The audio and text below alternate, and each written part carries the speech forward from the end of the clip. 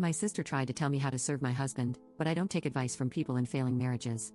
My husband, 28M, and I, 27F, have been married for 2 years, and we have an unusual sleeping arrangement. I'm a very light sleeper, and I've struggled with insomnia most of my life. It takes me a long time to fall asleep, and sometimes even the slightest noise wakes me up, requiring me to start all over again. On the other hand, my husband sleeps like a rock, kicks the crap out of me, and occasionally talks in his sleep. He's been like this since he was a kid, and any attempts to stop it have been a failure. I have a job that requires me to get up super early, so my sleep is really important. When we first moved in together, we slept in the same bed, but of course, that didn't work out. I was left exhausted, and he felt super guilty, even when he wasn't consciously doing it. Eventually, we decided to sleep in separate bedrooms. It's not like we're angry with each other or anything, we just understand that some people just have different sleeping habits, and this hasn't affected our intimate life at all. My older sister, Layla, 32F, and her husband are going through a rough patch in their marriage. I think her husband is a real piece of work. He cheated on her, and made some poor excuse that he did it just because she was ignoring him and refused to fulfill his needs. She's so busy because they have 3 kids that he doesn't help her with at all.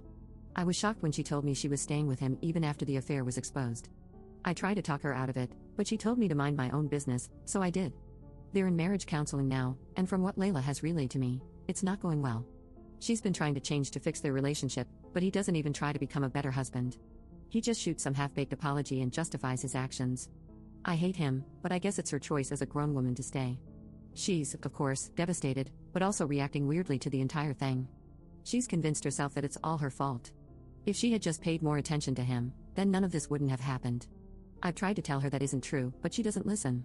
The other day, she came to our apartment to chat, and so I could see my nieces.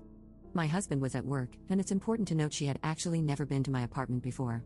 She and her husband have a large fancy house, so I usually just go to them. With how tense things are now, she said she'd prefer to come to my apartment. One of my nieces opened what she thought was the bathroom door, when it was actually the door to my husband's separate bedroom. Layla saw inside that it was lived in, so she asked if we had gotten a roommate. I said no and just gave her a quick rundown on the situation.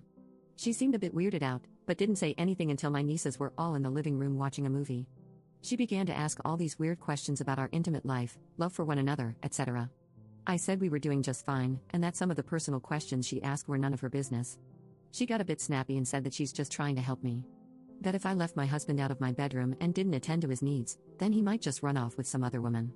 She told me to be careful, and that it would be better to just sleep in one bed despite any sleep issues. She even said, "You have to keep an eye on him constantly so he won't feel the need to leave you for someone more attentive." At this point, I was pretty frustrated. It wasn't even about the bedrooms anymore, she was just projecting her situation onto me. I was also upset that she would dare suggest my husband would cheat on me for not being attentive enough. I snapped and sharply said that her husband is the cheating piece of crap, not mine. Just because her marriage is failing doesn't mean she gets to critique and coach mine. That made her super angry, and she immediately stood up and stormed to the living room to get her daughters and went home. Since then, she won't answer my calls. She just sent me one text that said she was just trying to help, and to not be surprised when my husband cheats. My husband was offended as well, but he said he understood since she's going through a very tough time. He suggested I was just a bit too harsh, and should have let her get her paranoia rant out of her system and move on. Her mental state isn't all that good, and she's probably just not thinking clearly, and my mom agrees with him. She said Layla was being weird and insensitive, but I shouldn't have said something so personal. Yelling at her will only push her further away from us and towards her trash husband. I actually feel kind of bad now. She's obviously not thinking clearly, and I should have just moved on. Update 1. Thank you all so much for your advice on my original post. Something very intense happened with my sister last night. I was getting anxious, and was planning to go to her house to apologize and try to move on from this. But before I could go, my mom called and asked me to come over. I was shocked to arrive and see my sister sobbing with her suitcase and daughters. She was very distraught and still crying, so we had a bit of a hard time understanding her. Eventually, we figured out what happened. Apparently, earlier that day when she was home, her husband said something so repulsive she just left. Before that, she was serving him a drink and walked away to clean the kitchen and do some laundry. Her oldest daughter walked in and plopped onto the couch beside her father to watch a movie. He laughed, and made some joke about how she should enjoy lazing around now because when she gets a husband, all that's gonna end. My niece asked how come, and he pointed to my sister and said, "Look at your mom for example. Great right now, but we almost divorced when she neglected her wifely duties. You should just be like her now all the time and skip the drama." That broke my sister. She packed up and left within the hour. He didn't chase and just said she'll be home soon. She's still frazzled and doesn't talk much, but I'm happy she's away from her trash husband. Edit. Sorry if I described that weirdly, I meant it more as he's a non-factor as a father and husband. He's a trust fund baby and has a good job, so yeah, he's the one that pays most of the bills.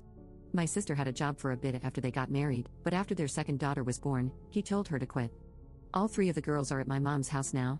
I know he does provide money, but he does nothing but hold it over her head. We haven't worked out the details, but she'll probably stay with my mom now, and we'll help her with the girls and the divorce process.